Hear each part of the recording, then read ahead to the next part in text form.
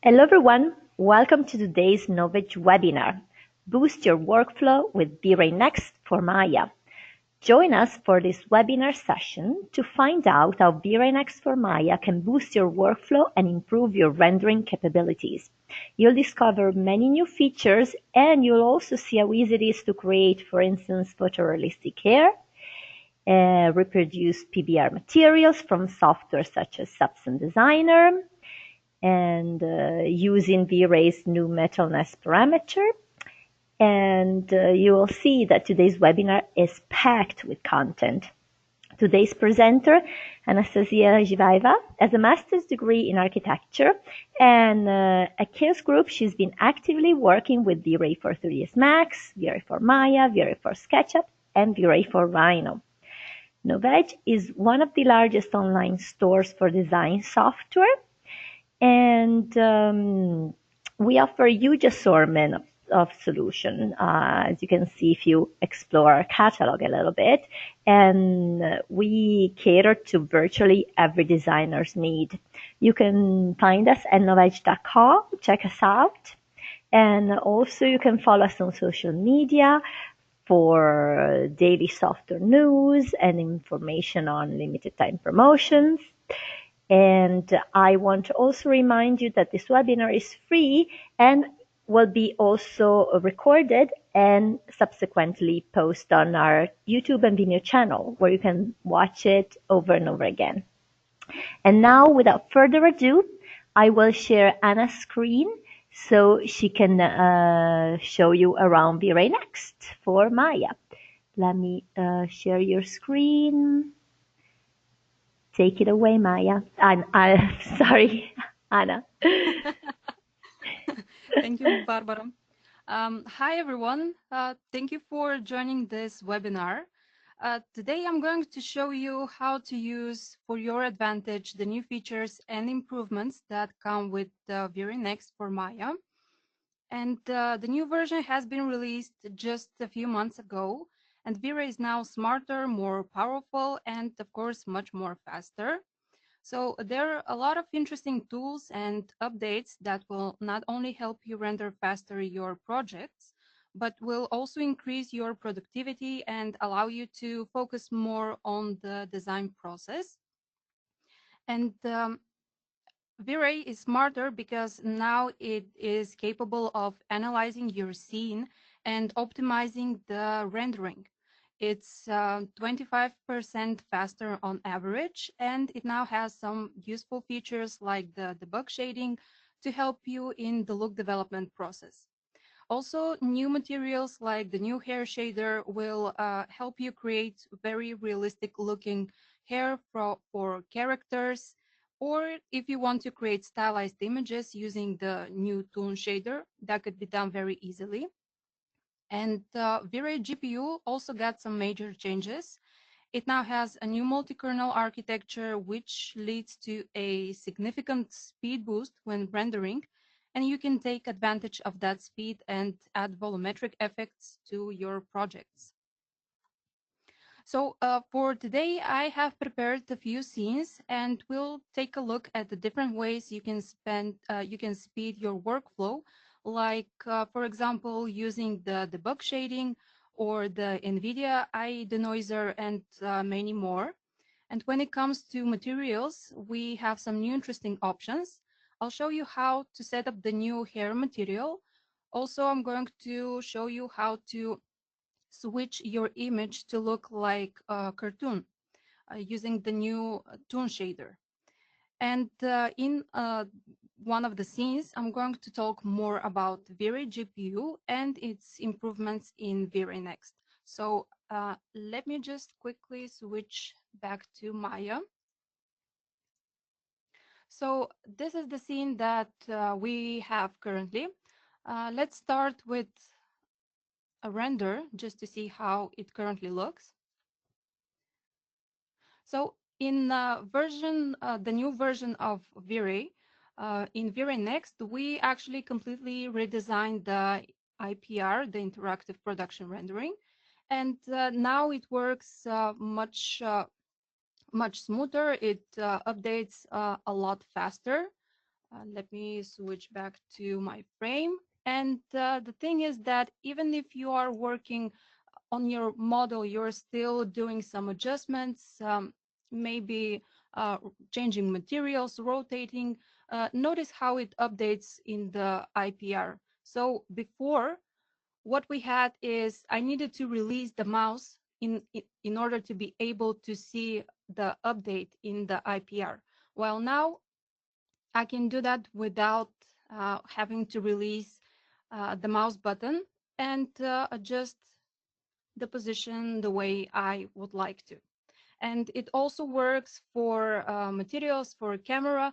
And the thing is that when you first move an object, it then becomes a dynamic geometry, and it's going to update even faster each time.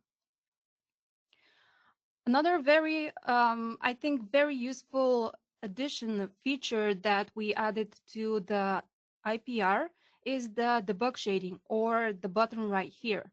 So it allows you to isolate very quickly without any additional tweaking, isolate different objects, materials, and even lights. For example, here right now I have the fossil selected, but you can choose regions, separate objects, or anything else that you want to. We can try that with some lighting as well. So here, if we select from the light lister some of the lights that we have, you can immediately see its contribution, and this all helps to debug your scene. If you have some kind of problem, you don't know where it comes from, so the debug shading allows you to very quickly tackle all of that problems. So I'm going to show you also how it works with materials. By the way, if you want, you can select lights and materials and objects at the same time. You don't have to choose one or the other. I'm going to open the Hypershade right now. All right, so here, for example, we have a material for the fossil, the base, or we can switch and see, for example, the metal of the lab equipment. And you can select materials or separate textures, and in this way very quickly determine what is its contribution to the overall scene. So if we select white metal base from here, we can go and just very quickly adjust the color.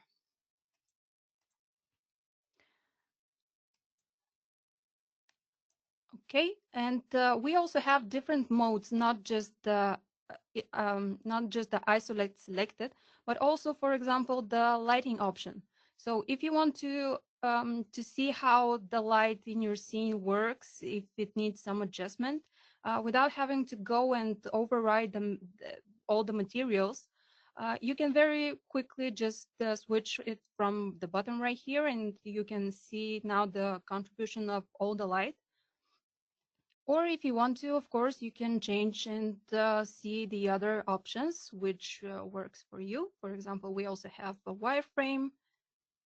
There's some, you can see the normals, UVs, and so on. So this is a very handy tool, especially when you're still working and developing your scene, and you just need to do adjustments very quickly. And also here for now, I'm going to stop it because I want to show you something else. So let me just open the settings, and in render elements, we will take a look at the Nvidia I Denoiser. So when you are working on your project, sometimes you at the first stages, you will have a bit of noise, and you need to wait for it to clean out in order to be able to see the changes to the material or the lights. So there is a very quick way to handle that, and this is the Nvidia I Denoiser. So if you want to add it, let me show you. First, in the render elements, you need to select the denoiser, add it, and in the V-Ray attributes, just switch the engine from the V-Ray Denoiser to the Nvidia I Denoiser. And to make it update faster, I'm going to adjust the post effects rate right here in the settings. So higher numbers will mean that the Nvidia I Denoiser is going to update faster. So let's leave it like that and start the rendering once again. And notice, for example, right here, the Nvidia Denoiser will kick in and it's going to guess how the image should look without the noise. So it's kind of painting over it, but it's going to clean out with time. So just a quick comparison. Of course, here the image was not that noisy from the start, but it is a very helpful tool, especially when you are still adjusting assets in your project. Okay, I'm going to stop this for now because I want to show you what we also did for the viewport rendering. So if you want to render interactively without using the frame buffer, you can do that directly in the viewport using the IPR. So we added these three icons right here at the top. And if I click on the V-Ray logo, this is going to start interactive rendering. And here also, if you want to, you can, of course, use the Nvidia I Denoiser. It will need to reload once again. And in the same way, you can also use it directly in the viewport, the debug shading. So let's select, I select it, and just work, for example, with this object right here. Here I want to mention that if you are using the Nvidia Denoiser, keep in mind that it's best for the look development stages. If you are at the production, if you reach the production stage and you want to have the final render for your image, we recommend to switch back the denoiser engine to the default V-Ray denoiser because it produces very accurate results.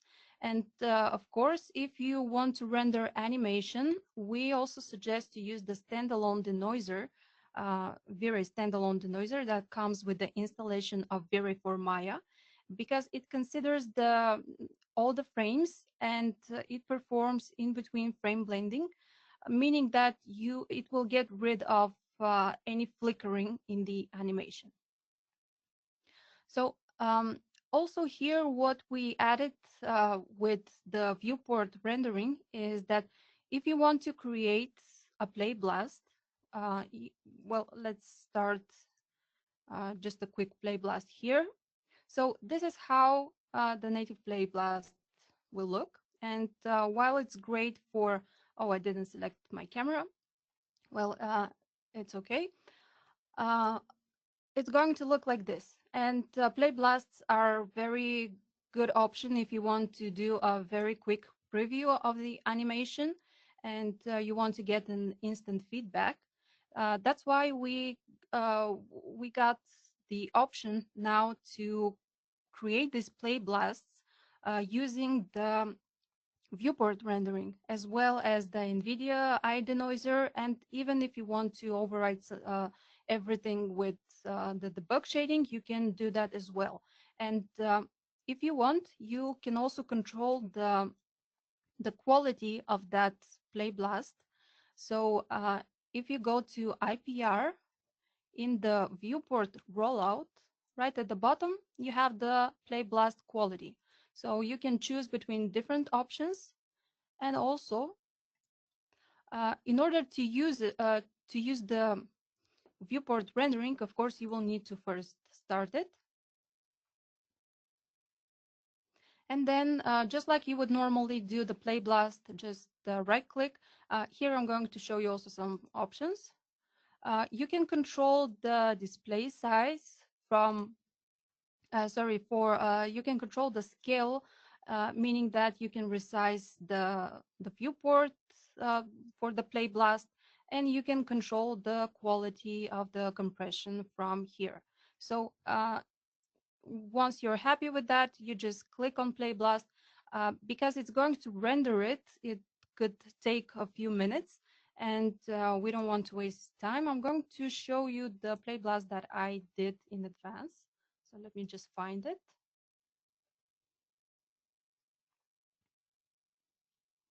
And that's how my Playblast for this scene looked. I set up the settings for at a medium quality.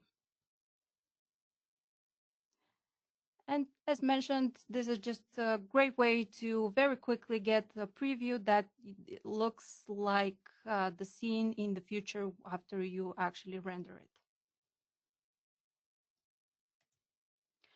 All right, and one more thing that I want to show you in this particular scene, actually, well, there are two things. Let me just get back to the IPR. We have completely redesigned the bloom and glare effect. Right now, the settings are much simpler. They're much more easier to understand, and there are a lot of settings that were hidden or removed that were not that necessary. So let's enable this. And right now we are going to focus in this area here. Right now the strength is not that high, so the effect is not so visible. Uh, to increase it, we will need to adjust the intensity. So let me try something like 15. And you can see immediately how it now it's more clear, visible on the image. And we can also adjust, let's say, the size to make it even more prominent in the render. To make it softer, we can adjust the bloom. Of course, these numbers are very extreme. This is just to show you better how to make the effect more visible. And we can control the blades from the parameter right here. So if we make it 4, you can see now that we have 4 blades for each of the glare and blooms. And if you want to, you can rotate them or even use your own image for the blades. And if you want to, you can actually have them in a separate render element. So to do that, you need to switch the mode from image only to image and render element. So now you have the glare render element, and you can see how they look. And if you want to, of course, you can export them. All right, for this scene, I'm going to disable it for now. And the last thing that I want to show you here is an option that was actually very highly requested for quite some time, and that's the possibility to denoise render elements. So let's do a quick test. I'm going to open the settings, and in the render elements, I already switched the V-Ray Denoiser to, oh no, actually it's Nvidia I Denoiser engine. So in order to denoise the separate render elements, you need to switch back the engine to V-Ray Denoiser. All right, and I'm going to add reflections. Let me just find it, reflection render element, and I'm going to rename it so we know which one is denoised. All right, and I'm going to add the same render element once again, so we can compare between the two reflections. So here in the denoised reflection render element, all you need to do is just enable the box called Denoise, and let me see the settings. We can leave a higher noise threshold, so we have faster we get the final image faster. And let's hit render.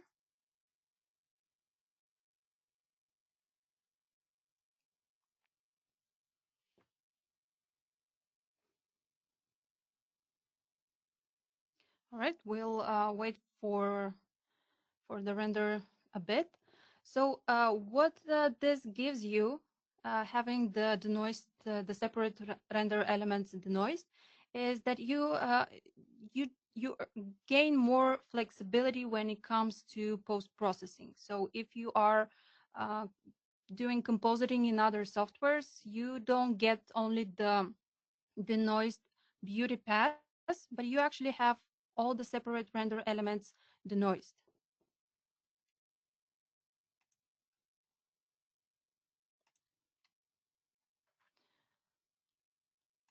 All right, let's take a look. All right, let me actually set a region right here, and I'm going to switch to buckets here and maybe increase the noise threshold a bit. All right, so let's wait for it a bit.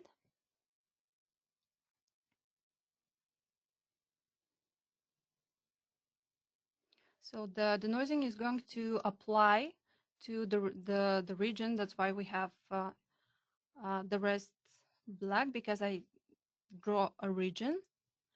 And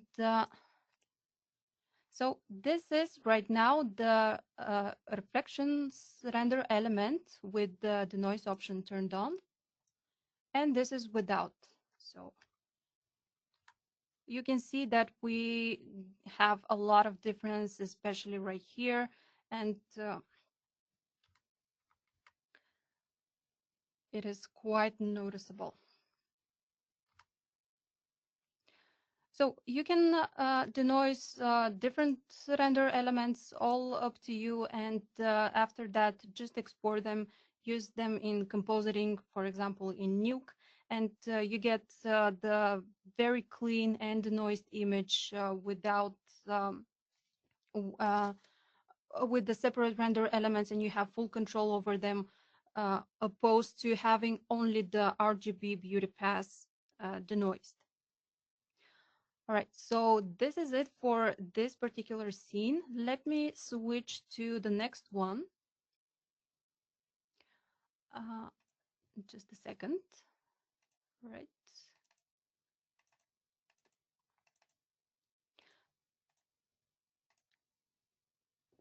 So in the next scene, I'm going to show you how to work with the new V-Ray Next material for hair.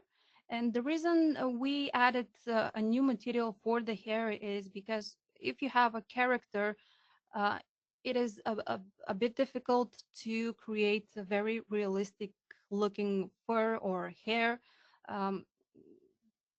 because of the way the hair behaves in real life. And what we had before, we still have this material, of course, it's good, but there you needed to adjust some different colors for transmission of light, reflection of light, and so on. So it was a bit difficult to manipulate the final result. While with the new hair shader, it is physiologically based, meaning that you control its parameters. They're based on the way the real hair in real life is looking like. We have melanin, we have pheomelanin responsible for the color. So let me just open the Hypershade. So we have the hair next material. I'll get this for now on the other screen because I won't need it. And I'm going to start an IPR so we can see how the hair looks right now. Currently, I have this new hair shader applied to the beard of my character.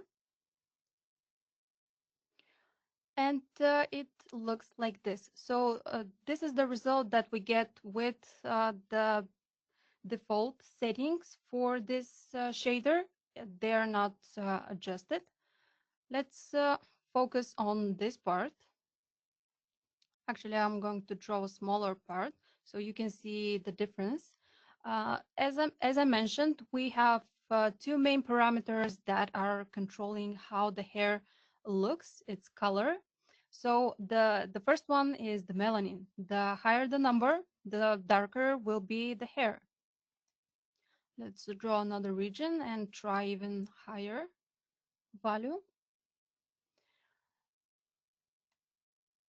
And of course, if you get all the way to 0.1, you will get gray hair.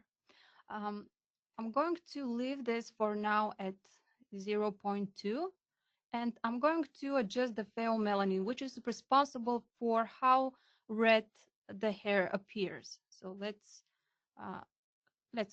set it to 1, and let's adjust the melanin. So you can see that now, while it gets darker, it also gets a much redder hint in the strands.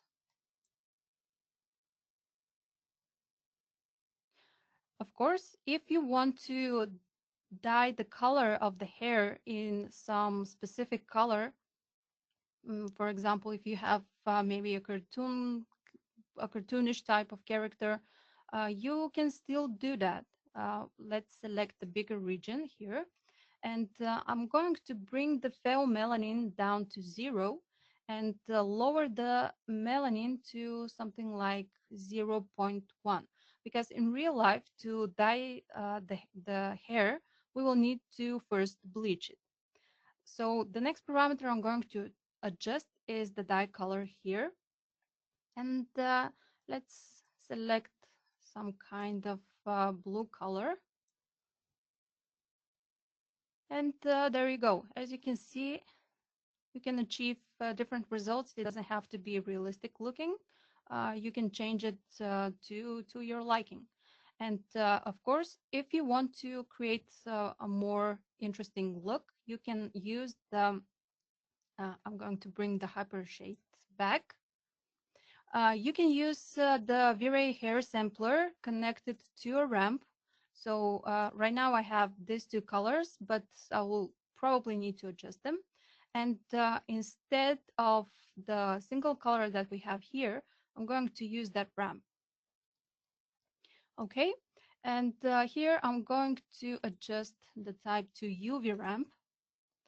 And you can see already that we have two colors, but let's make them more visible. Something like this, for example, and we can try to change the blue one. Of course, this is going to be much more visible if you have a hair that is longer. Here we have different segments for the hair. Majority of it is quite short, but right now, as you can see, you can achieve very different looks using the new hair shader. So I'm going to remove this for now and get back to my shader. Let me change back the color for it to white. White color will mean that there is no dye applied to the hair. So right now I'm going to increase once again the melanin to something like 0.5. And I'm going to work with a parameter called Glint. It is an addition to this parameter. It was added with just a few months later after the release. And let's draw a region so you can see the comparison. And you can use the glint parameter together with the glitter if you want to make your hair shinier. If it's maybe for a commercial and you want to have a very shiny hair, you can achieve that using these parameters. So we adjusted the glint and also the glitter. As you can see, this one looks much softer, and this one has a bit more shine to it. All right, I'll bring these values a bit down. And next, what I want to show you here is the randomization rollout. So if you want to add more randomness to the hair, you can very easily do that with the sliders in the randomization panel. So if we increase the, let's say, the melanin, you can notice that right now we have some different strands with different colors. Actually, let's increase it a bit more so it's more visible. Or if you dyed the hair in some color, I'm going to select this part and change the color of the dye again to a blue one. Of course, we need to make it more visible, we need to lower the melanin. Okay, something like this. And now if we adjust the randomization random dye hue, you can see that it automatically adds some different strands with, I mean, different color to the different strands. All right, let's get back to a more realistic looking result. And actually, I'm going to keep my character with this slightly gray hair because I think it suits him much better. And of course, here you have many other parameters that if you want to have finer control over the shader, you can explore them. For example, glossiness, softness, you can shift the highlights of the hair. But even if you don't do that, you can still get very good, very realistic looking results. And that's it for the new hair shader. So if you want to render very quickly, I'm going to show you how to work with the V-Ray Cloud, which is a service that we released just a few months ago. And sometimes when you have projects that you need to be rendered, they have a very tight deadline and you need to render them very quickly, but you don't have the time or the machine power. You can simply use the V-Ray Cloud. And the best part of it is that it is integrated directly in Maya. So you don't have to go and install separate machines. You don't have to set any plugins that will take care of the assets. You don't have to do that. So all you need to do is work on your project like you would normally would. And instead of the render button, you can simply choose the cloud button, which is up here. And once you select it, it's going to open a page in your web browser. Of course, you need to log in first. All right, let's see if I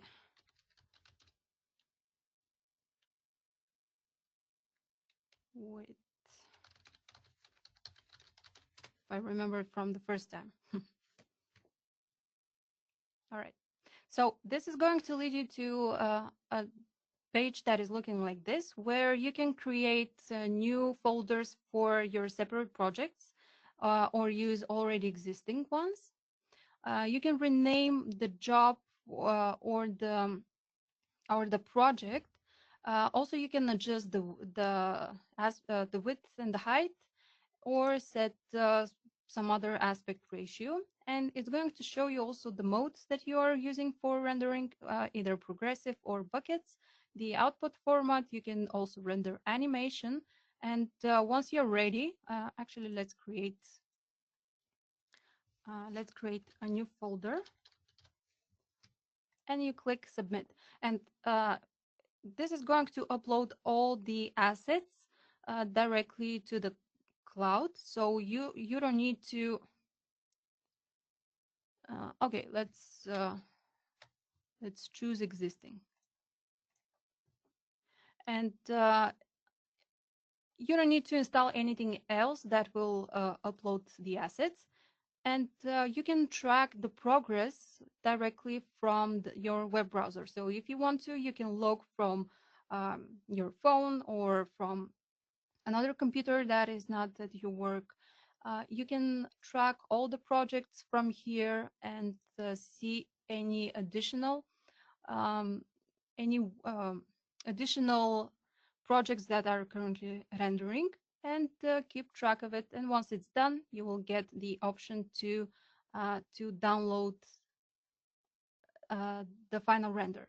And right now, we are working on making the V-Ray clouds be available for GPU projects. So this is something that will come in future. All right, so let's close this for now, and let's move on to my next scene.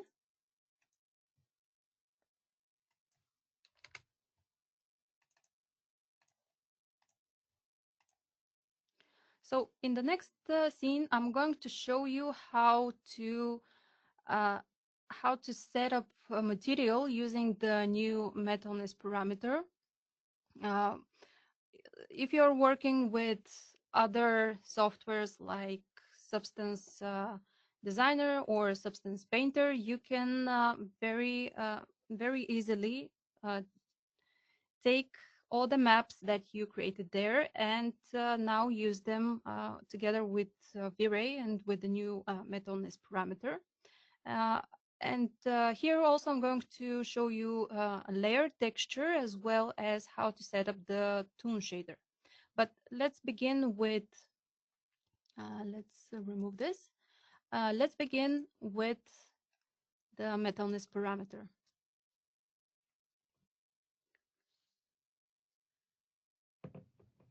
So right now my scene looks like this, and I'm going to, well, it is already selected, that's good. I'm going to focus on this part right here. It has a V-Ray standard material, and let me open the Hypershade.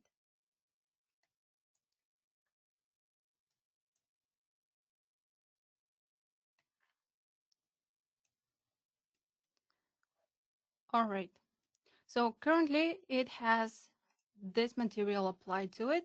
It's a V-Ray standard material, and we are going to start and adjust it. I already loaded the 3 bitmaps that I will need for this particular object. So first of all, in the Reflections tab, we are going to select the Use Roughness checkbox and increase the Metalness parameter. Now, if you are, I have, my object is separated in 2 different parts. So I have the pipes and I have the base. I'm going to start with the base. If you are having an object from the other software that is not completely metal in some parts, of course, here you can use a map. But in my case, everything will be metal. So I'm not going to use anything here. Just leave it at 1. And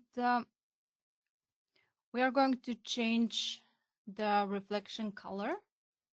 And for the reflection roughness, actually, let's start first of all with the diffuse. So here I have the base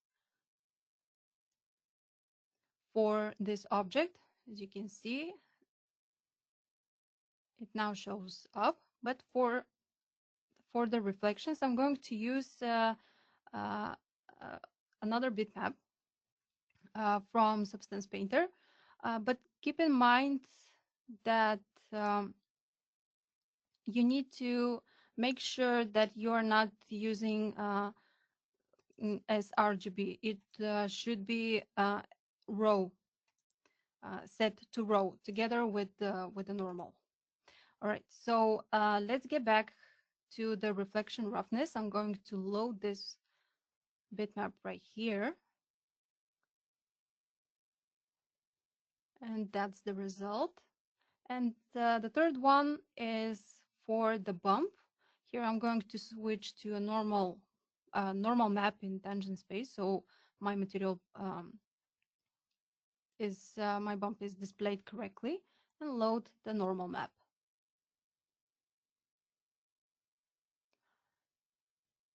And that's it. Of course, if you have more maps, depending on the material that you created, you can load them. But those are the basic steps. So you need to enable the use roughness, set the metalness, or either with a slider or with a different map. And if you want to, of course, if you have a map, you can adjust reflection, roughness, and so on. So for the pipes, I already have a material prepared in the same way. You can see it right here. So we have this material. I have a diffuse map, so roughness and normals. So let me quickly select the pipes and assign this material to them.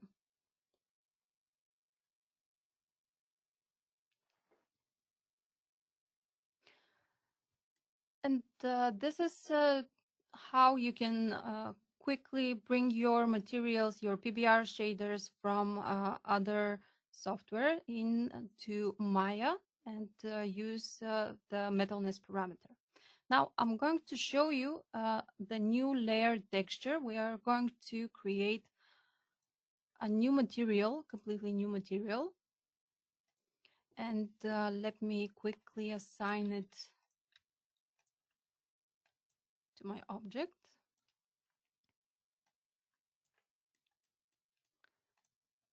So here for the diffuse, we are going to use the V-Ray layer texture. And right now it turns black because I have no layers currently in this texture. So let's start by adding some layers. And there you go. So this is the color that I have for this layer. I can use a color or a bitmap, for example. From here, we can we can load a mask. For this particular layer, since it's the base, I'm going to leave everything as it is. And we also have some different blending modes, which are very similar to what we have in Photoshop, as well as the slider for opacity. But let me actually change this color to something a bit darker, like this. And I'm going to add a new layer. Now, keep in mind that the layer with the higher number is the one that is on top of everything else. So the one that is currently below my layer 1, my dark color, will be the one visible. And from here, I'm going to load a mask that I have prepared. Let me just quickly find it.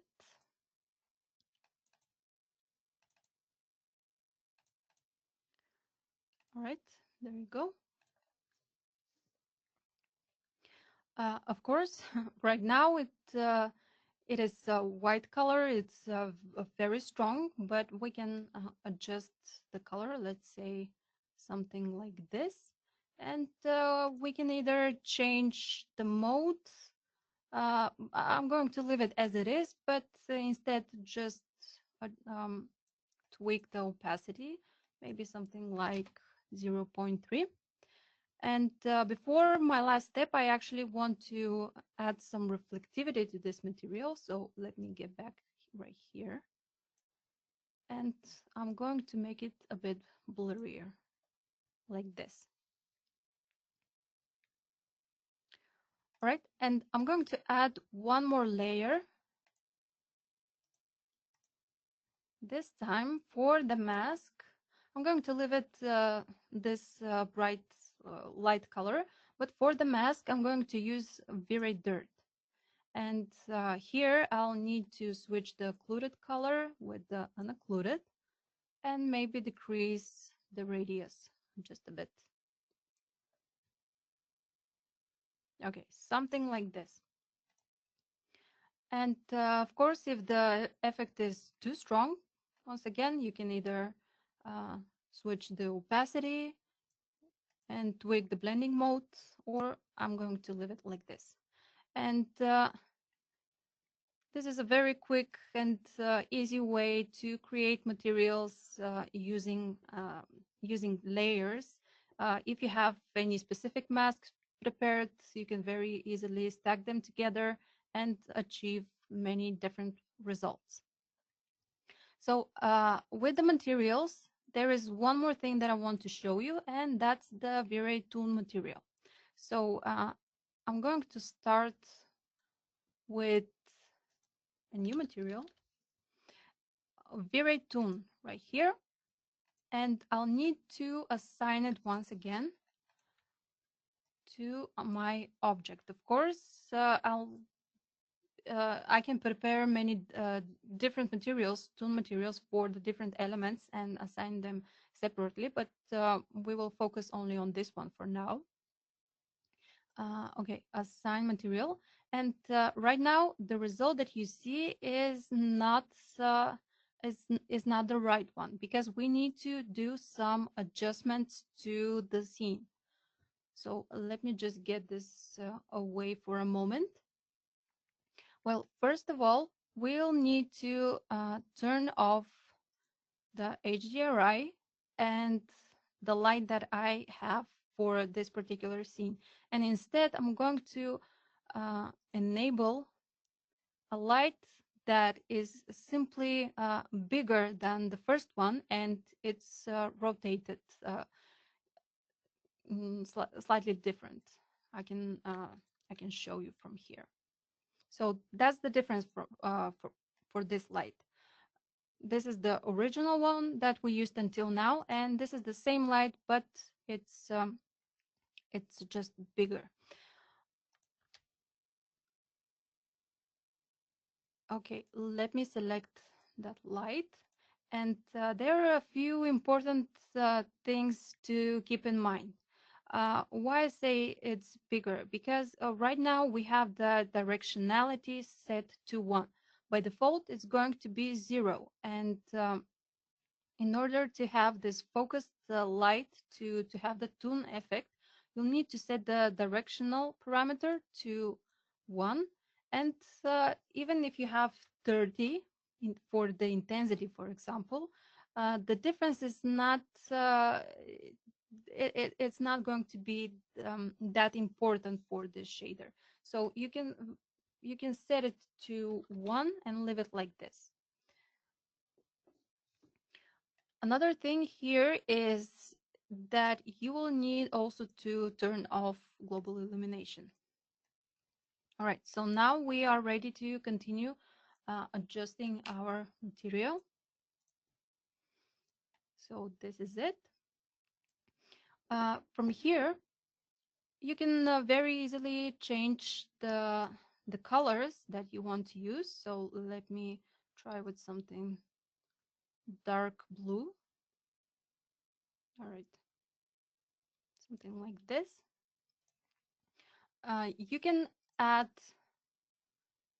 other colors as well. So let's try with some kind of other shade of blue, and we can adjust that one to maybe something like this. Of course, you can move them around until you reach the result that you like. We can add even more colors. Let's try something like this.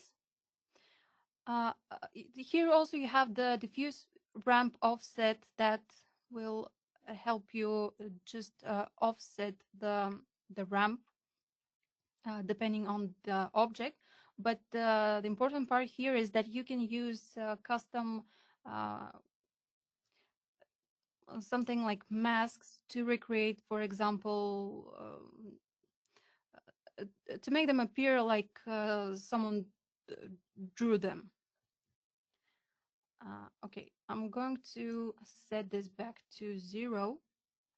And of course, you still have options like reflections, adjusting the transparency if you want to tweak your materials even more. So if we add more reflections, you can notice, especially right here, that it gets more reflective. So here's a quick comparison. And I'm going to decrease a bit the amount. And that's how you can set up the toon shader. It's a great way to create cartoon effects or something that looks like hand drawn. You can achieve many different looks, and it's as you saw, it's very easy to work with it, and you still have many options to fine tweak it, add maybe some bump, subsurface scattering, reflections, transparency, and so on. All right, so this is it for this scene. I have one more left. Let me just open my last scene.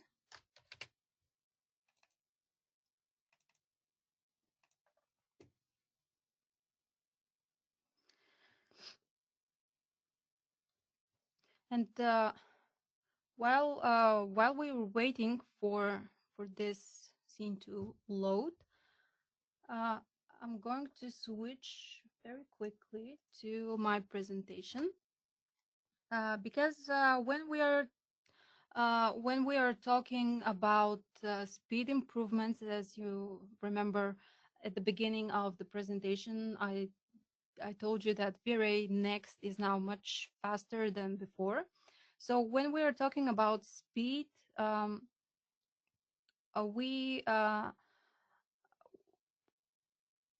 have improvements when it comes to GPU, but before we get to the GPU, there's another thing that I want to talk with you about, and that's the adaptive dome light or scene intelligence. So V-Ray became faster, but it also became smarter. It is able to analyze your scene, and based on that, improve the rendering, the speed for rendering. So in scene intelligence, we have adaptive dome light, which speeds up the rendering by optimizing the sampling algorithm for the dome light. So if you are using some kind of HDRI in your scene and you have an interior, you have some kind of closed space, you know that that could very easily increase the rendering time. But the adaptive dome light, it's going to analyze the scene and see which parts of the HDRI are affecting the light in the interior, and it's going to sample only them. So that can lead up to 7 times faster rendering. But of course, it depends on the scene and it depends on the HDRI that you're using. But it also removes the need to set any skylight portals. It's the adaptive dome light is going to produce faster, cleaner, and more accurate results. You will have less noise in the darker areas thanks to the improved sampling. But something to keep in mind here is that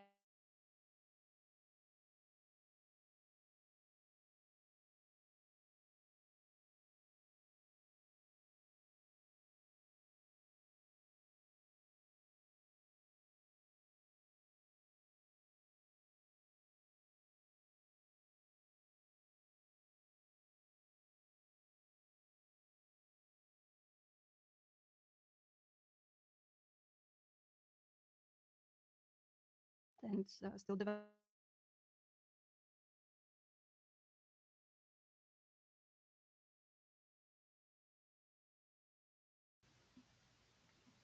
Anna, we can't hear your voice.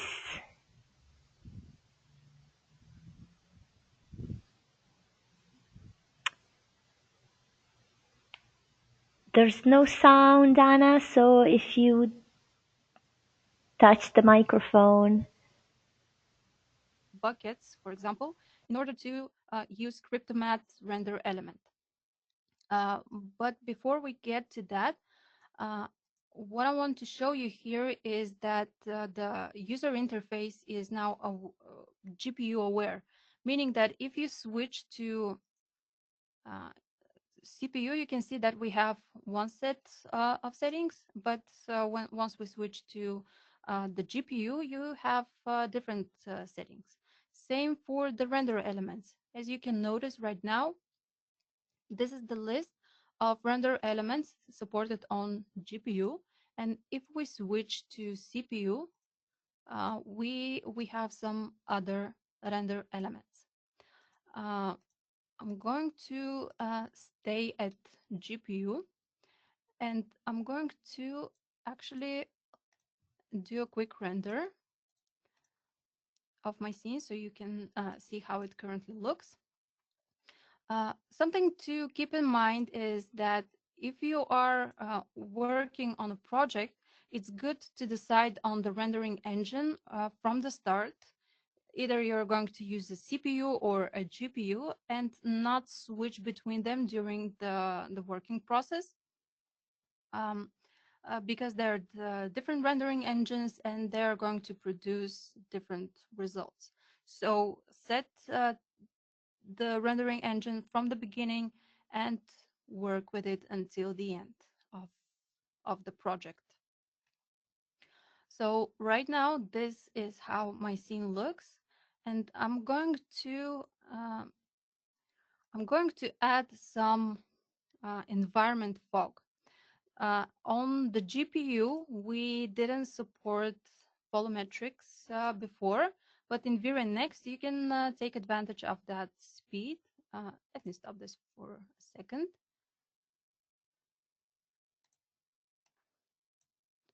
And in overrides, in volumetrics, I'm going to use environment volume. And let me find the V-Ray environment fog. So let's start the rendering once again. Of course, you are not limited only to environment fog. If you want to, you can use in your project OpenVDB files, Phoenix FD files, and Field 3D files. You can now drag and drop them directly in the viewports. You can do the same with proxies. And take advantage of the speed of the GPU. So now I'll probably get a very, dark result, completely black. That's because the fog distance right now is too low, so it's too dense, and no light is passing through the fog. That's why I could not see anything. The higher the value, the more the less dense it will appear. And here I'm going to also adjust the fog height, something like 400.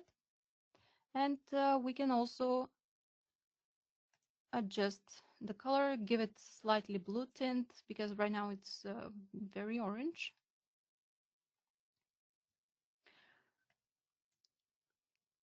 And as you can see, it still has noise, but we just render it for a few seconds. If we leave this for a bit longer, it's going to clean out pretty fast. So another thing that we added to the GPU is the possibility to use buckets for rendering. Let's go ahead in the settings, switch the sampler type from progressive to buckets. Now, the reason I'm going to switch it from progressive to buckets is because I want to use the Cryptomath render element. I'm going to add it, and Let me increase the noise threshold so we get faster, even faster results. Let's render this. Cryptomatte works only on bucket mode. So that's why we were not able to use it before, because we had only progressive and it was not possible to utilize the Cryptomatte render element. But now with the addition of the buckets, it is no longer a problem. And you can use it to create masks in other softwares like Nuke and fine tweak your renders. So this is currently building light cache.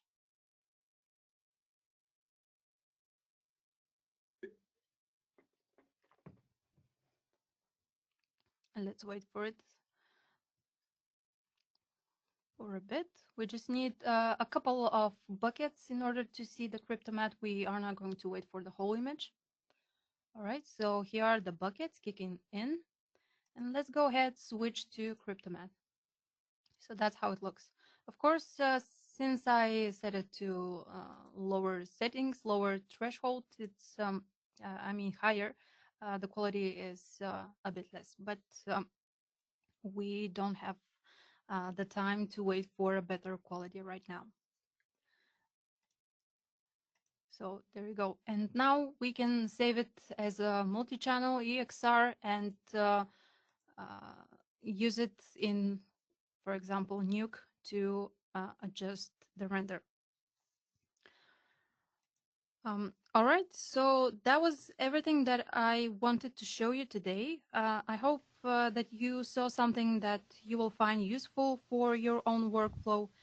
And at the end, I just want to do a quick recap. So in V-Ray Next, you will find many different features and improvements. For example, the debug shading that is going to help you manage more easily your scenes and give you more flexibility when it comes to look development. Also, the new hair shader, you can use it to achieve great looking results out of the box without any further adjustments, and still, of course, maintain the flexibility of adjusting it to your liking. Adaptive dome lights will help you not only speed up your rendering, but it will also produce cleaner and more accurate results. And if you want to take advantage of the power of your graphics card, your GPU is not only faster than ever before, but you can now use its speed to render volumetrics or use Cryptomatte render element for fine tweaking your renders. So this is it from my side. Once again, thank you for joining this webinar. And Barbara? Thank you, Anna. That was, what did I tell you? Packed with content and beautiful rendering. Thanks for sharing those amazing scenes. We're sticking around a couple of minutes just to see if anybody has further questions. In the meantime, I will take the screen back so I can show everybody. First of all, thank you for attending today, but I want to show everybody where they can find V-Ray Next for Maya on our catalog. And as you can see, we not only sell V-Ray for Maya, we sell the entire line of V-Ray. And there are these useful tabs where you can explore all the different V-Ray permutations.